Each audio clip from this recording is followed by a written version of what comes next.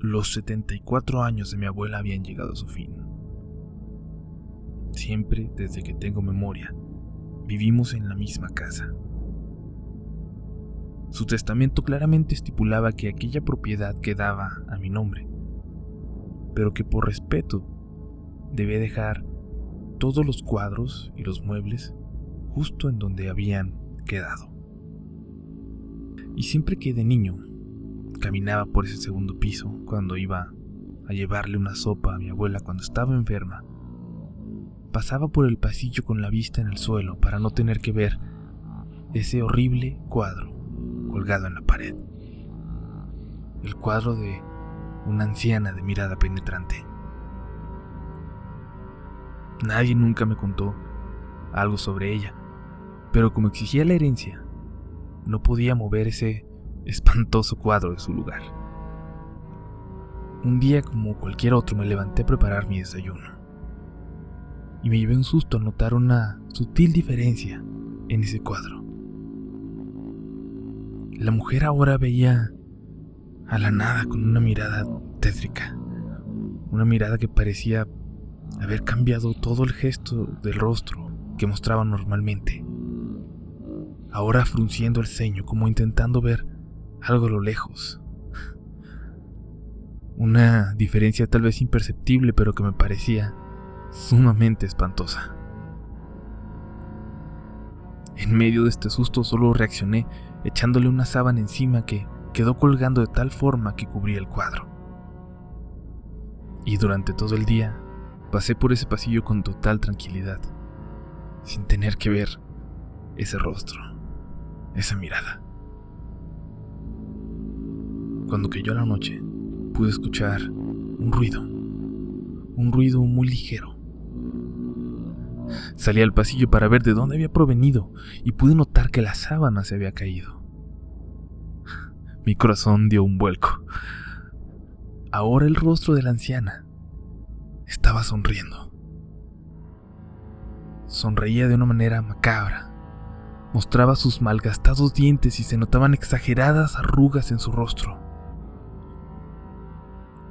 Realmente no lograba entender por qué mi abuela apreciaba tanto ese cuadro. Y me intrigaba también por qué a ella no le hubiera parecido tan horrible como a los demás. Fue un martes, muy de mañana, cuando casi me da un infarto por algo que vi. Estaba tomando mi café de todas las mañanas cuando noté una cabeza asomándose por el extremo de la puerta para verme. Pegué un grito que se debió de haber escuchado en toda la cuadra, y la cabeza se escondió rápidamente. Salí al pasillo para ver qué era lo que había pasado, pero no había nada. Nada aparte de ese horrible cuadro, que de nuevo había cambiado los gestos de su rostro. Estaba seria. Yo sabía perfectamente que esa cabeza que había visto era la de esa mujer. No sé cómo, pero había estirado su cuello para vigilar lo que yo estaba haciendo. La noche siguiente decidí hacer algo que yo creí más inteligente. Coloqué una pequeña cámara delante del cuadro, con la intención de comprobar si era de donde había salido esa cabeza, o si en verdad el cuadro hacía movimientos extraños y no era mi imaginación. La cámara de vigilancia tenía un disco duro que me permitiría grabar por 3 días. Días en los cuales tenía que salir de la ciudad. Cuando regresé, subí directamente a ese segundo piso para ver las condiciones del cuadro y lo que había captado la cámara. El cuadro había cambiado una vez más. Ahora estaba enojada. Tenía una expresión llena de rabia, de furia. Sus ojos, puedo jurar que brillaban con odio. Me puse a revisar lo que había capturado mi cámara en esos 3 días que estuve ausente. Y el primero no hubo movimiento alguno hasta que cayó la noche. Ahí pude ver claramente cómo la cabeza del cuadro Miraba hacia los lados, quizás revisando si había alguien cerca, y después vi cómo estiraba su cuello y salía físicamente del cuadro. El cuello se estiraba y se estiraba mientras la cabeza de la anciana recorría con la vista el pasillo, curioseando. Cuando finalmente volvió a su postura, cambió su expresión a la de una sonrisa. A la mañana siguiente pude verla repetir el mismo procedimiento, solo que ahora, después de haber vuelto a su posición normal, empezaba a moverse más. Estaba saliendo del cuadro. Veía la grabación, horrorizado, en shock. Veía cómo salía completamente y se paraba en el pasillo una mujer extremadamente alta, casi del doble de mi estatura. Tan alta que tenía que caminar agachada para no chocar con el techo. Pero su altura no se debía al tamaño de su cuerpo en sí, sino a que su cuello estaba exageradamente estirado. La anciana se paseó por toda la casa, buscando algo, gritando el nombre de mi abuela mientras sollozaba. Al regresar al cuadro, su expresión estaba llena de odio nuevamente. Esa expresión con la que yo la había encontrado. Entonces me harté. Me armé de valor y decidí botar ese horrible cuadro. Pero justo cuando lo toqué para retirarlo de la pared, la anciana sacó sus brazos a través del cuadro para ahorcarme. Sus dedos se clavaban en mi cuello a la par que me quitaban el aire. Me estaba asesinando, no podía respirar. Y estaba a punto de dejarme vencer cuando me liberé de milagro y logré tirar el cuadro. La anciana regresó sus brazos hacia adentro, pero siguió mirándome con odio, ahora incluso desarreglada. Llamé de inmediato a mi padre para intentar contarle lo sucedido. Sabía que no me creería, que pensaría que estaba loco o usaba drogas o algo así, pero cuando empecé a relatarle lo sucedido, mi padre me detuvo. Hijo, ese cuadro, la anciana de ese cuadro, era tu bisabuela. Ella murió de manera muy peculiar, me dijo mi padre con dificultad. Ella sufría de una depresión horrible. Un día no pudo más con ese sentimiento y se ahorcó. Las palabras de mi padre me impactaron. Que mi bisabuela se ahorcara era algo extraño y claro, triste, pero ella quiso matarme y me costaba explicarle a mi padre lo que había sucedido. Le iba a colgar y intentar buscar otra solución hasta que me contó una última cosa. Hijo, ese cuadro lo pintó tu abuela. Lo terminó el mismo día en que tu bisabuela se quitó la vida. Ella había pedido que le pintaran ese cuadro, pues según ella, a través de él, iba a cuidarla mientras viviera, de cualquier persona que le quisiera hacer daño. Hijo, tienes que saber que... Y casualmente mi teléfono murió. Corrí hacia el pasillo. El cuadro estaba vacío. El rostro de mi bisabuela no estaba.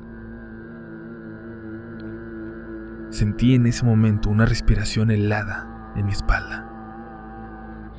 Era ella, la anciana extremadamente alta, el ángel protector de mi abuela. Me miró unos segundos con esos ojos llenos de odio, llenos de venganza. Ese cuadro veía todo, lo sabía. Estoy seguro de que vio cómo yo le subí a mi abuela una sopa cargada de veneno, y cómo ignoraba los gritos de ayuda que mi abuela emitió en su agonía. Ella, el habitante del cuadro, sabía quién era el responsable de la muerte de mi abuela, y puede que mi abuela misma lo hubiera sospechado, Puede que esa fuera la razón por la que demandó en su testamento que el cuadro siempre permaneciera en la casa. La mujer del cuadro empezó a ahorcarme. Sentí que mi respiración se cortaba hasta que empecé a escuchar pasos en la casa que se acercaban por las escaleras. En un segundo, mi bisabuela volvió rápidamente al cuadro, pero manteniendo esa expresión de odio en su decrépito y asqueroso rostro. Los pasos eran de mi hermana que llegaba a casa. Sin saberlo, me había salvado la vida. Le pedí que tomara ese horrible cuadro y lo guardara en el sótano. Y mientras se lo llevaba, pude ver a mi bisabuela mirándome con más odio que nunca. Nunca más volví a entrar al sótano.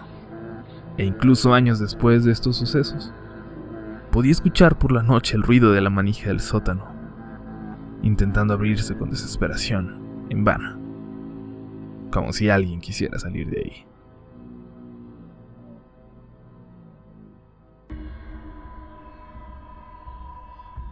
Fue solo hace algunas semanas que los bultos de paja empezaban a alejarse de la casa. Cada mañana cuando despertaba, cada bulto se movía a algunos metros del lugar donde se encontraban. Asumía que eran bromistas con cierta capacidad intelectual y métodos de diversión limitados, así que lo ignoré. En pocos días los bultos empezaban a alejarse hacia los límites de la granja. Estaba fastidiado del jueguito para ese entonces y decidí colocarlos nuevamente en su lugar. Me tomó toda una tediosa hora ponerlos de nuevo en donde estaban, cerca de la casa, y para ese entonces estaba listo para romperle el cuello a cualquier idiota que decidiera importunarme de tal manera. La mañana siguiente, encontré mis caballos decapitados. El olor fue lo que me despertó. Cada uno de ellos acostado de lado dentro de su establo. No había señales de las cabezas.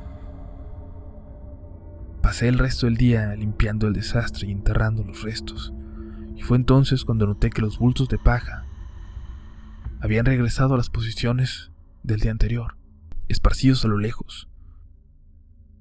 Esta vez los dejé en donde los encontré, resignado, sin darle mayor importancia a ellos, sino a mis caballos. Sin duda, quien hubiera hecho esto debía pagar por tal aberración. Esa noche me senté en el porche con mi escopeta en mano y una taza de café en la mesa a mi lado. Me senté por horas, fijando mis ojos en el campo para tratar de encontrar al tipo, o a los tipos que movían mis bultos de paja. Me quedaba dormido, y me hubiese quedado completamente dormido, de no ser porque en el momento que mis ojos empezaban a cerrarse, escuché a los árboles del bosque cercano agitarse y estremecerse. Me levanté con el corazón latiendo a 1000. Caminé con mi escopeta hacia el lugar. Tenía que atrapar al bastardo, así que esperé ansiosamente por cualquier persona que se acercara lo suficiente para intentar sorprenderme y para yo sorprenderlo a él. Fue entonces cuando algo se me acercó lo suficiente para poder yo distinguir su silueta en la oscuridad. La cosa que acechaba en los bosques cercanos a mi granja parecía no notar que yo estaba sentado cerca. Parecía acechar. De no ser porque, aún encorvada, tenía unos 4 metros de alto. Parecería frágil. Los delgados brazos y piernas y su pecho me recordaban un animal muriendo de hambre. Sin embargo, esta cosa era increíblemente fuerte, pues vi cómo cargaba un bulto de paja bajo cada uno de sus brazos con facilidad y lo acomodaba con mucho cuidado, lejos de mi granja. La observé trabajar moviendo cada uno de los bultos, siempre con el mismo detalle. De vez en cuando se desencorvaba para buscar más bultos en el campo. Noté que miraba hacia mi casa, hacia mi dirección. Sentí sus ojos recorrerme en la oscuridad, aunque no estoy seguro de que me haya visto. En ese momento, esa cosa giró sigilosamente y regresó por donde había venido, adentrándose en la oscuridad del bosque. Me tomó un largo rato, 1 hora quizás, recuperar el valor para moverme, para apenas mover un músculo nuevamente. Entré a mi casa en cuanto pude, pero no dormí esa noche. Y fue solo hasta que el sol salió que me atreví a poner un pie fuera de mi porche, hacia los campos. Los bultos de paja estaban donde esa cosa los había dejado. Sin embargo, noté que esta vez no los había movido tan lejos como las noches anteriores. Los bultos parecían marcar una especie de línea, y mientras caminaba alrededor de la casa vi que formaban un distintivo círculo alrededor de mí. Me di cuenta que los bultos estaban formando una especie de frontera, como si esa cosa estuviera enviándome un mensaje. Dormí un poco esa noche, solo porque estaba extremadamente agotado.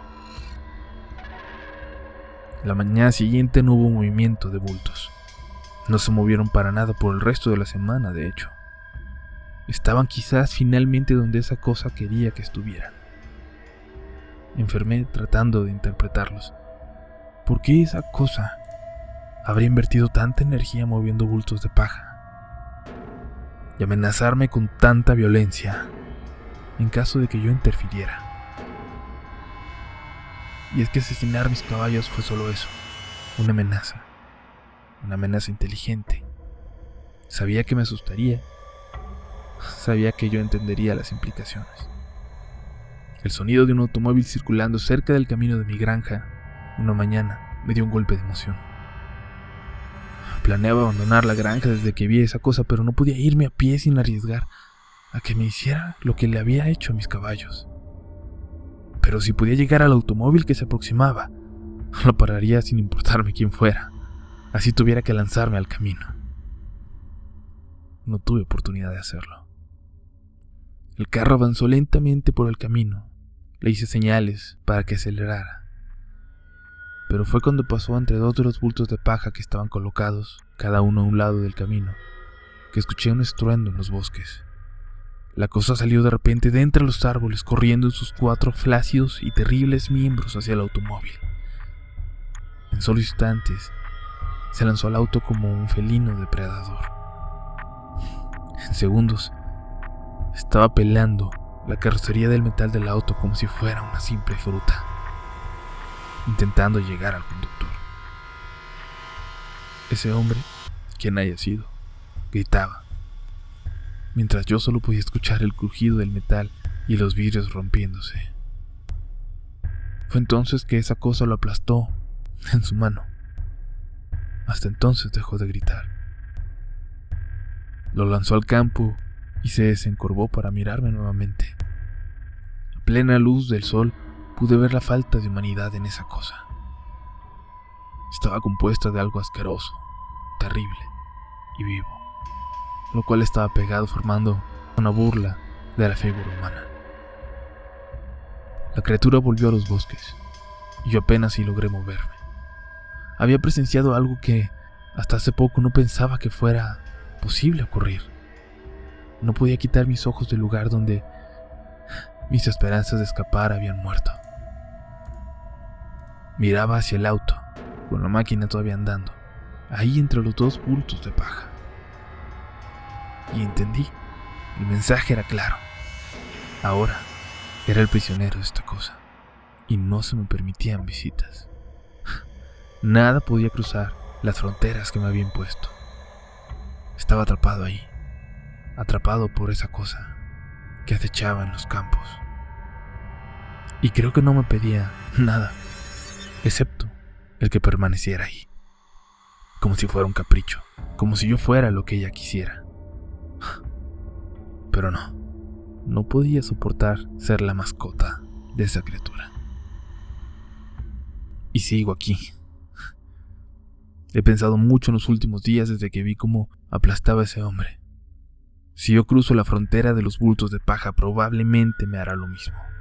aplastará mi cráneo antes de que yo pueda pensar en defenderme.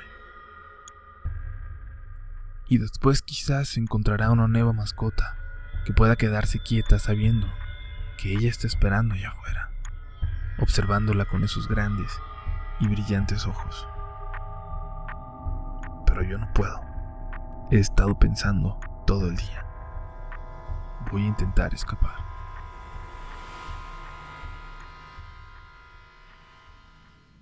El juego de la ventana es un pequeño desafío para ver tu constancia, paciencia, tu cuidado en el detalle.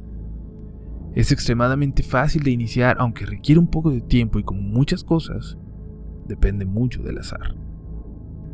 Solo hay que hacer una cosa para jugar, una condición para hacerlo. Tienes que cerrar la ventana y las cortinas de tu cuarto antes de acostarte, de la manera más meticulosa y sospechosa posible. Y tiene que ser a fin de mes. Eso es lo que atrae al otro participante.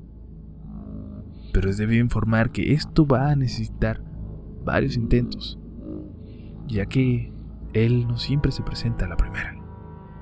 Dicen que normalmente se presenta entre el 6º y el 10º intento. Pero, ¿cómo vas a saber si funcionó? Y lo más importante, ¿en qué consiste el juego? Sabrás si funcionó cuando el juego comience. Y eso, amigo mío, será cuando te despiertes. Y es que ese día no despertarás de forma natural, sino que te despertará algo. Un golpecito en la ventana. Vas a escuchar golpecitos en el cristal. Y al principio serán lentos y suaves, pero poco a poco serán más fuertes y constantes. Tú, siendo la otra parte del juego compuesto, tendrás que participar. Lo que debes hacer es muy simple y es que tienes que fingir que estás dormido. Aquí es donde las cosas se ponen interesantes porque hay varios indicios que delatan a alguien que no está dormido. Su movimiento, el taparse la cabeza completamente con las sábanas y claro, lo más importante de todo, nadie duerme con los ojos abiertos. Así que tienes que fingir estar dormido y lo más importante es no moverte y en ningún momento, por ningún motivo, abrir los ojos. Mientras tanto, lo que esté al otro lado de la ventana seguirá tocando. Eventualmente dejará de hacerlo. Pero por nada del mundo te duermas. Es una trampa. Él siempre lo hace. Te hace creer que ya se acabó, pero en realidad te quiere sorprender para que abras los ojos. Volverá a tocar. Volverá a golpear la ventana. A cada instante. Toda la noche. Habrá oportunidades en donde va a golpear tan fuerte que creerás que va a despertar a alguien o que va a romper la ventana, pero no sientas temor. Estás protegido siempre que parezcas dormido. No pidas ayuda, nadie te puede ayudar. En este juego están solos tú y esa cosa. El juego va a durar toda la noche, hasta que amanezca. Sabrás si has ganado cuando veas la luz del sol salir por tu ventana. Este es un juego que lo hacen solo los más osados buscadores de experiencias paranormales. Tengo un amigo que encontró un foro donde hablaban sobre esto y atestiguaban haber participado en esta dinámica. Había dos cosas en las que todos concordaban. Nadie sabe qué es lo que hay detrás de la ventana. Y nadie sabe qué es lo que le pasa a esas pobres almas que pierden el juego.